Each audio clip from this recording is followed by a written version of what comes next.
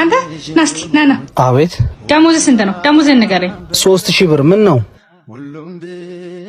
ይሄው ከዚህ በኋላ ተባራል። ሂድ። ኧረ እናት ምንም ማስተባበያ አልፈልግም። ለጉብትና እንጂ ለስንፍና ማስተባበያ ሲኖር አይቻላል። ከቅድም ጀምሮ ቆመ እንጂ ሰሰራ አላየሁም። ኧረ ተሳስተሻል፣ ተረጋጊ። ጭራሽ ይኸውልህ ሳትዋረድ ቀጥ ብለህ ሂድ። አለቃ እሱ እኮ አንቺ አይመለከትሽም። ወደ ስራሽ ተመለሽ፣ ካልሆነ አንቺንም ነው ማባረርሽ። ሰሚ ይሄንን ቤት ስንቶኝ ነው ያመጣሁት? የማንም መጫወቻ ሲሆን ዝም ብያለሁ። አንተም ሂድ፣ አንቺም ግቢ ወደ ውስጥ። ነይ እስቲ። አቤት።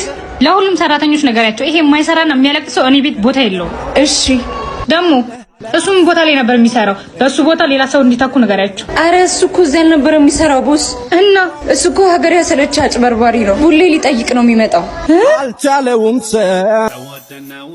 አይሻ ዛሬም እየተከተለች ነው። አየሁት እኮ በእናትሽ።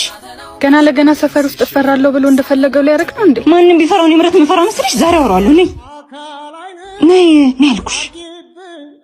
እንዴ ምን ፈልገህ ነው የምትከተለኝ? ምን ያንተበትባል? ተናገራ።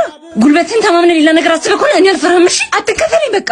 እንዳሰብሽው ክፉ አስቤ ሳይሆን ስለወደድኩሽ ነው የምከተልሽ። ምን? አዎ ስለምወድሽ ነው። ለማንም አይደነግጠው ልቤ አንቺን ለማናገር አቅም ስላጣ ነው እየተከተልኩሽ ፍቅሬን ባይኔ ማስታገስ። ኧረ እባክህ።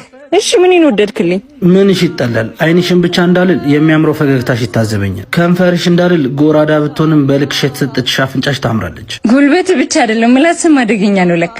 እንዲህ በቀላሉ አወራሻለሁ ብዬ አላሰብኩም ነበር። ለካ ድንጋጤም ደፋር ያደርጋል። እኔ ግን ብዙም አልወድልህ ነገሮች አሉ። ምኔን አትወጂውም? ጉልበት እንጂ ልብ ያለ አይመስለኝም። ቀርበሽ ካላየሽ እኮ ልብ ሩቅ ነው። እሱን እናያለን።